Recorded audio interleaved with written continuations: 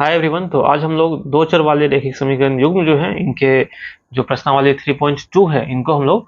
इनका जो theoretical part है ये हम लोग आज सीखने वाले हैं। इनसे पहले वाले वीडियो में हम लोग प्रश्नावली 3.1 के जो सभी क्वेश्चन हैं इनको हम लोग सॉल्व कर चुके हैं, जिसे आप यहाँ आई बटन पे क्लिक करके देख सकते हैं। तो ये सबसे पहले हम लोग देखते हैं प्रश्नावली 3.2 के जो क्वेश्चन हैं इनको हम लोग एक बार देखते हैं और फिर जो इनका थ्योरेटिकल पार्ट है हम उन पे बातें करेंगे। तो प्रश्नावली 3.2 जो है इनमें हम लोग सबसे पहले देखेंगे कि जो किस प्रकार से जो समीकरण के युग्म हैं इनका ग्राफीय विधि से हल किस तरह से हम लोग निकाल पाते हैं। तो ग्राफ हम लोग बनाने के लिए जो एक्सरसाइज 3.1 है इनमें हम लोग सीख चुके हैं। अब इनका जो हल है ग्राफीय विधि से ये हम लोग सीखेंगे इस प्रश्नावली में। इसके बाद हम लोग जो समीकरण युग्म है इनके गुणांकों और अचर पद के बीच में तुलना करके हम लोग यह सीखेंगे कि जो समीकरण युग्म का जो निरूपण है यानी कि जो ग्राफ पे हम लोग उनको ड्रॉ करते हैं तो उनका प्रकृति क्या है। प्रकृति अर्थात वह प्रतिच्छेद करेगी आपस में या फिर जो है समांतर होंगे या फिर वह संपाती। कहने का मतलब हो गया जो एक ही रेखा पर दोनों रेखा जो है वह ओवरलैप करेगी। तो इनका जो नेचर क्या है, प्रकृति क्या है या ग्राफीय जो निरूपण क्या है, इनको हम लोग सीखेंगे इसी वीडियो में। उसके बाद हम लोग यहाँ पे जो उनके गुणांकों और जो अचर पद है इनको अगेन हम लोग तुलना करेंगे और तुलना करने के बाद जो समीकरण युग्म है उनको हम लोग सीखेंगे कि क्या वह संगत समीकरण युग्म है या फिर वह असंगत समीकरण युग्म है। यहाँ पे हम लोग को कंफ्यूजन नहीं करना है। प्रतिच्छेद, समांतर या फिर संपाती यह जो है इनका ग्राफीय निरूपण होता है, जबकि जो यहाँ हम लोग देख पा रहे हैं जो संगत और असंगत जो है यह जो है समीकरण युग्म का जो है वह नेचर है। कहने का मतलब हो गया जो समीकरण युग्म जो हम लोग यहाँ पे अभी देख पा रहे हैं जो कि पेयर में है, यह जो युग्म है यह संगत है या फिर असंगत है। संगत कहने का मतलब हो गया इनके हल जो है वह एग्जिस्ट करेंगे, हल होंगे, और असंगत कहने का मतलब हो गया इनके हल जो है वह नहीं होंगे। तो इनको भी हम लोग डिटेल में समझेंगे इस चैप्टर में। तो इनके बाद हम लोग जो है यहाँ पे अगेन जो संगत असंगत जब हम लोग पता कर लेंगे इनमें है या नहीं है तो इनका जो ग्राफीय विधि से हम लोग हल निकालेंगे। तो इसी तरह से जो यह चैप्टर है इनका जो प्रश्न है इनको हम लोग आसानी से सॉल्व कर पाएंगे। तो आइए हम लोग जो इसका थ्योरेटिकल पार्ट है उनको हम लोग एक एक करके आसानी से समझते हैं। तो सबसे पहला यहाँ पे जो पॉइंट है जो कि हम लोग सीखने वाले हैं इस चैप्टर में वह है जो रैखिक समीकरण युग्म का ग्राफीय विधि से हल। यानी कि जो रैखिक समीकरण युग्म है इनका हम लोग ग्राफ तो खींचने के लिए सीख चुके हैं 3.1 में इसी चैप्टर में। अब हम क्या करेंगे, इनका जो हल है उनके बारे में बात करेंगे। तो इनको हम लोग अगेन जो एक ग्राफ है इनको हम लोग लेकर के समझते हैं कि किस तरह से इनका हल निकालते हैं। जैसा कि हम लोग यहाँ पे देख पा रहे हैं जो हमें दो समीकरण युग्म दिख रहा होगा, एक है x + 3y = 6। इनका जो ग्राफ है यह हम लोग देख पा रहे होंगे जो a और b जो है यह एक ग्राफीय निरूपण है कौन से समीकरण का, तो x + 3y = 6 का। अगेन हम लोग देख रहे हैं यहाँ पे जो p और जो b है यह अगेन जो एक ग्राफ हम लोग को दिख रहा होगा यह एक दूसरा जो समीकरण युग्म है जो कि है 2x - 3y = 12। इनका जो है यह एक ग्राफीय निरूपण है और यह दोनों के दोनों जो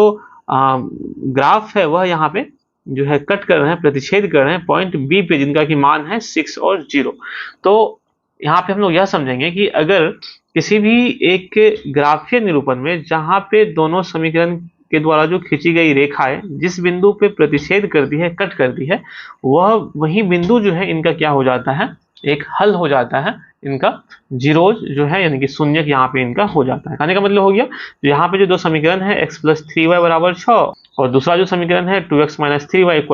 12, इनका जो हल है ये क्या हो जाएगा, 6 और 0 हो जाएगा। अब हम लोग इनका जो तीन जो कंडीशन है जो कि एक तो हो गया जो प्रतिच्छेद करने वाला हो गया, दूसरा हो गया यह दोनों के दोनों जो रेखाएं होंगी वह आपस में क्या हो जाएंगी, समांतर हो जाएंगी, और तीसरा जो है वह क्या होगा, संपाती, यानी कि एक ही रेखा पे जो दोनों रेखाएं हैं, जो दोनों समीकरण युग्म है यह एक ही रेखा पे होगी। तो यह जो तीन कंडीशन बन रहा है इनकी कंडीशन को हम लोग एक एक करके समझते हैं। तो यहाँ पे जो पहला कंडीशन है उनमें हम लोग यह ध्यान रखेंगे कि जब जो दो रेखाएं हैं जो कि दोनों समीकरण युग्म से हम लोग ड्रॉ करेंगे, खींचेंगे, अगर वह एक बिंदु पर क्या करेगी, प्रतिच्छेद करेगी, तो इस स्थिति में क्या होगा, जो समीकरण युग्म है इनका अद्वितीय हल होगा। अद्वितीय का मतलब हो गया केवल और केवल एक ही हल होगा और उनके अलावा इनका कोई भी हल नहीं होगा। तो इनका अद्वितीय हल होगा और जब इनका अद्वितीय हल होगा तो ये जो समीकरण युग्म है उनको हम क्या कहेंगे, तो इन्हें हम कहेंगे अविरोधी समीकरण युग्म कहेंगे। तो आपको दोनों चीजें याद रखनी है यहाँ पे। पहला चीज तो यह हो गया कि अगर रेखाएं किसी भी एक बिंदु पर प्रतिच्छेद कर रही है तो समीकरण युग्म जो है इनका अद्वितीय हल होगा यानी कि यूनिक हल होगा, और ये जो समीकरण युग्म है इनको हम क्या कहेंगे, तो अविरोधी समीकरण युग्म कहेंगे। तो यह हमको पहला जो कंडीशन है जो कि हम लोग देख पा रहे थे उस ग्राफ में, अगर प्रतिच्छेद कर रही है तो जो बिंदु यहाँ पे प्रतिच्छेद बिंदु होगा यही इनका क्या हो जाएगा, हल हो जाएगा, जो कि x और y के रूप में जो है यह आएगा। नेक्स्ट यहाँ पे जो कंडीशन नंबर 2 है, इनमें अगर रेखाएं क्या हो जाती है, समांतर हो जाती है, यानी कि कहीं पे भी वह प्रतिच्छेद नहीं करेगा, यानी कि रेखाएं जो है वह कुछ इस तरह की ड्रॉ हो जाती है, यानी कि यह कहीं पे भी प्रतिच्छेद नहीं करता है। तो इस कंडीशन में क्या होगा, समीकरण का कोई भी हल जो है यहाँ पे नहीं होगा, यानी कि इनका कोई सॉल्यूशन, अब यहाँ पे कोई हल इनका होगा ही नहीं। और जब इनका कोई हल नहीं होगा तो ये जो समीकरण युग्म है इनको हम क्या कहेंगे, तो इन्हें हम कहेंगे असंगत समीकरण युग्म कहेंगे। यानी कि तो यहाँ पे जो हम लोग देख पा रहे हैं, जो यह जो दो समीकरण युग्म का जो ग्राफीय निरूपण हम लोग देख पा रहे हैं, यह दोनों के दोनों जो रेखाएं हैं आपस में समांतर हो जा रही है, कहीं भी प्रतिच्छेद नहीं कर रही है। तो इस केस में इनका कोई भी हल नहीं हो रहा है और इन्हें हम क्या कहेंगे, असंगत समीकरण युग्म कहेंगे। और जो तीसरा कंडीशन है, यहाँ पे हमको यह ध्यान रखना है कि अगर रेखाएं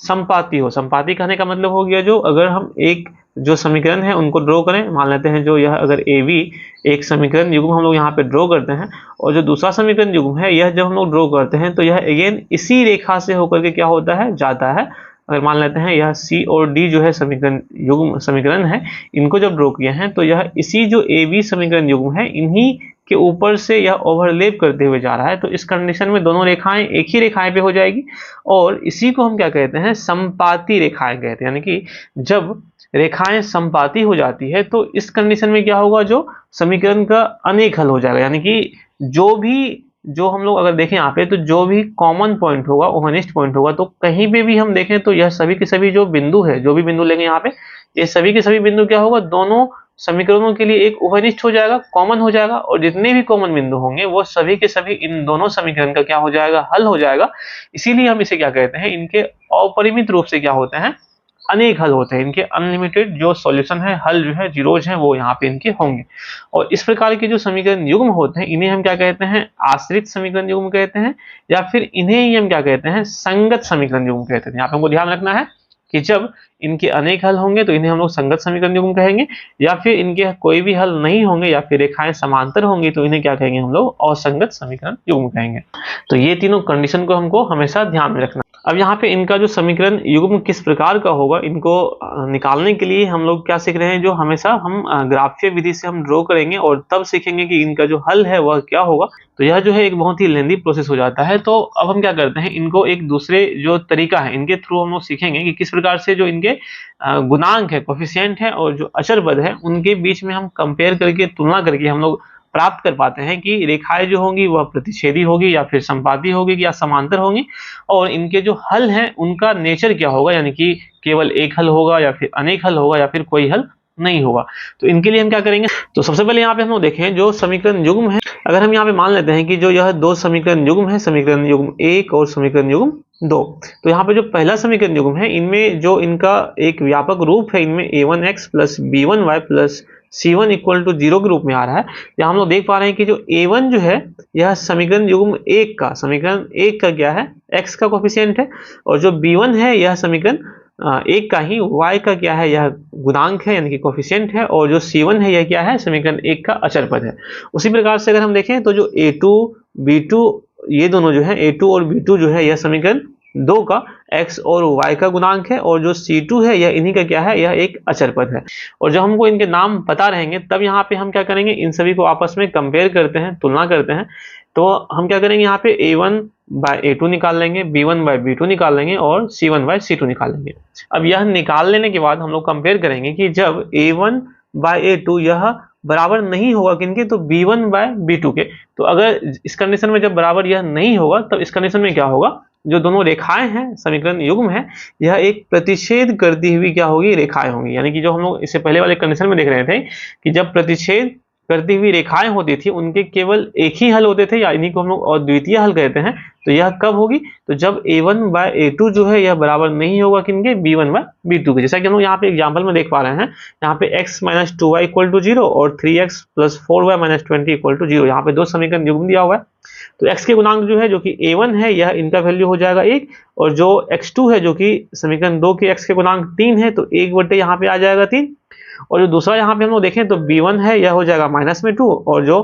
b2 है यह हो जाएगा 4। तो 1/3 जो है यह कभी भी -2/4 के बराबर में जो है यह नहीं आएगा। तो इस कंडीशन में हम लोग देख रहे हैं जो a1 bye a2 b1 bye b2 के बराबर में नहीं आ रहा है, इसीलिए ये क्या होगा, इनका जो नेचर हो जाएगा, ग्राफीय निरूपण जो होगा, यह प्रतिच्छेद करती हुई रेखाएं होंगी और इनके क्या होंगे, केवल एक हल होंगे या फिर अद्वितीय हल होंगे। इसी प्रकार से जब हम लोग नेक्स्ट आगे बढ़ते हैं, दूसरा केस में देखते हैं। तो दूसरे केस में यहाँ पे जब a1 बाय a2 यह बराबर हो जाता है b1 बाय b2 के, और अगेन यह बराबर हो जाता है c1 बाय c2 के, यानी कि हम यहाँ देख पा रहे थे पहले केस में यह a1 bye a2 b1 bye b2 के बराबर में नहीं हो रहा था, लेकिन जब यह दोनों आपस में बराबर हो जाएंगे तो हम लोग आगे बढ़ेंगे और c1 है ना, c1 को और c2 को कंपेयर करके देखेंगे, और जब तीनों के तीनों आपस में समान हो जाएंगे, बराबर हो जाएंगे, तो इस केस में जो इनका ग्राफीय निरूपण है यह संपाती हो जाएगा। संपाती अर्थात एक ही रेखा पे होगा, ओवरलैप करेगा, और इनके जो हल हैं वो क्या होंगे, अपरिमित रूप से अनेक हल होंगे, यानी कि इनके अनलिमिटेड जो हल हैं वो क्या होंगे, यहाँ पे प्राप्त होंगे। इसी प्रकार से जो तीसरा कंडीशन है, हम इनमें यह ध्यान रखेंगे कि जब a1 बाय a2 यह बराबर हो जाएगा b1 बाय b2 के, और यह बराबर नहीं होगा c1 बाय c2 के, तो उस केस में क्या होगा, जो ये रेखाएं हैं यह आपस में क्या हो जाएंगी, समांतर रेखाएं हो जाएंगी, और इनके कोई भी हल नहीं होंगे, जैसा कि हम लोग यहाँ पे इनके बारे में एक एक करके हम लोग देख चुके थे। और इन्हीं को हम लोग शॉर्ट में है ना ध्यान रखेंगे इनको, जो कि हम लोग ऊपर में जस्ट ये इस टेबल में हम लोग इनको पढ़ चुके थे। इन्हीं को हम लोग ध्यान में यहाँ क्या रखेंगे कि प्रतिच्छेद करती हुई रेखाएं तभी होंगी जब a1 बाय a2 बराबर नहीं होगा b1 बाय b2 के,